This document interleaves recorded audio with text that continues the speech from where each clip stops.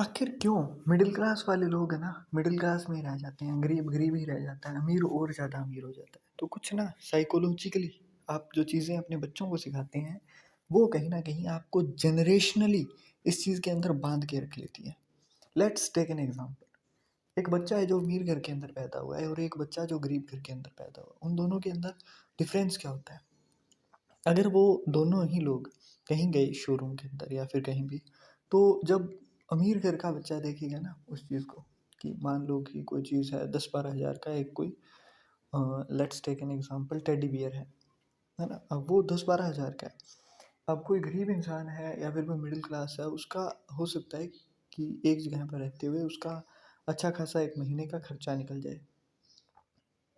तो वो वहाँ पर एक ही चीज़ सोचेगा कि यार ये नहीं लेंगे, और वो बच्चे को भी यही बताएगा कि ये महंगा है बेटा, हम अफोर्ड नहीं कर सकते हैं। वहीं अगर कोई अमीर इंसान है, मान लो अमीर है या फिर बहुत रिच नहीं है वो, पर अमीर होने का उसके अंदर पोटेंशियल है, तो वो यहाँ पर एक वे निकालने की सोचते हैं कि अफोर्डेबल अभी नहीं है ना, बट अफोर्डेबल इस चीज़ को कैसे बना सकते हैं।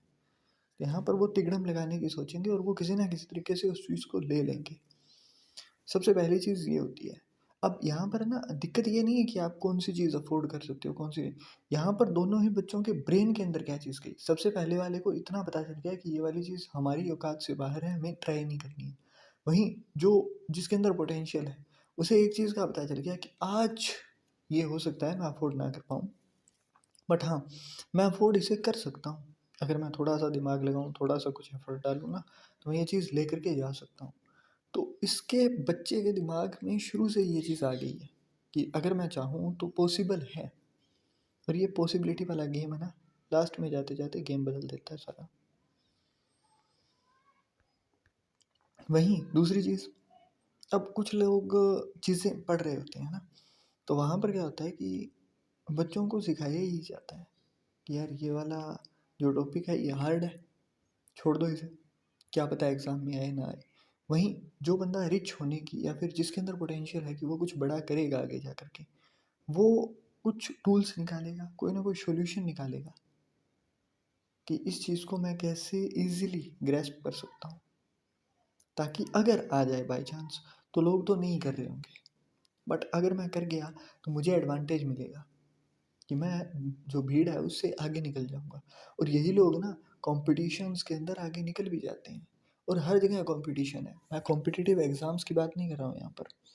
आप कोई एग्ज़ाम दे रहे हो, आप कोई बिज़नेस शुरू कर रहे हो, आप कहीं भी मार्केटिंग कर रहे हो, कुछ भी कर लो, हर जगह कॉम्पिटिशन्स हैं।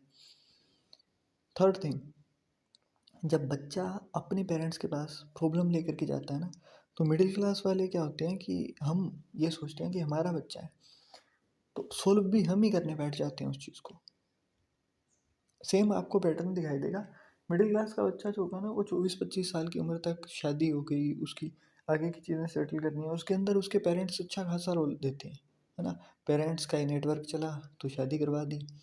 पेरेंट्स ने ही वो ज़िम्मेदारी ली कि यार अब इसको सेटल भी करना है तो हमें ही करना है। वहीं जब किसी रिच ख़ानदान को देखोगे ना, अभी यहाँ पर ना गुजराती जो लोग हैं उनकी थोड़ी-सी मैं देख रहा था, तो अलग से मैं स्टोरी भी डालूँगा इसके ऊपर। तो वो अच्छा खासा रिच परिवार है, बट उनके अंदर परंपरा है कि वो लोग अपनी जो भी चीज़ें हैं ना, प्रिविलेज, वो सब कुछ हटा करके बच्चे को 1 महीने के लिए बाहर भेजते हैं ताकि वो सर्वाइव कर सके और अपने दम पर कुछ कर सके। सेम चीज़ यहाँ पर होती है रिच लोगों के अंदर। वो बच्चे को उसके पोटेंशियल के बारे में दिखाते हैं कि यार यू आर स्मार्ट इनफ कि तुम कर लेगा। वो सपोर्ट देंगे उसे, बट वो उसको ना अपाहिज नहीं बनाते हैं। वो सिर्फ़ और सिर्फ़ अपने ऊपर डिपेंडेंट नहीं बनाते हैं। इसका फ़ायदा ये होता है कि अगर कल को आप नहीं भी रहते हो ना, तो भी वो हर चीज़ को सँभालने लायक होता है। उनको पता होता है कि यार इतना बना दिया है ना, अगर अब इसको हैंडल करना नहीं सिखाया गया, तो ये चीज़ें बनाई हुई भी गँवा देगा। तो यहाँ पर वो शुरू से ही ना थोड़ा-थोड़ा उस एक्सपोज़र तो है, वो मिलना शुरू हो जाता है बच्चे को, और इसीलिए वो बच्चा धीरे-धीरे करते हुए अपनी चीज़ों को अच्छे खासे मास्टर कर लेता है कि वो चीज़ें हैंडल कर ले। So teach your child's children to master money, technology, emotions, है ना? लीडर प्रिपेयर करते हैं जब जो लोग असलियत में रिच होने का पोटेंशियल रखते हैं। जो लोग सच में ये चीज़ें तोड़ने का पोटेंशियल रखते हैं, वो फॉलोवर्स नहीं तैयार करते हैं, वो डोमिनेटिंग स्पिरिट्स रेडी करते हैं घर के अंदर। And that's why they are rich enough और have the potential to be the rich one. दिक्कत सिर्फ इतनी है, माइंडसेट की है।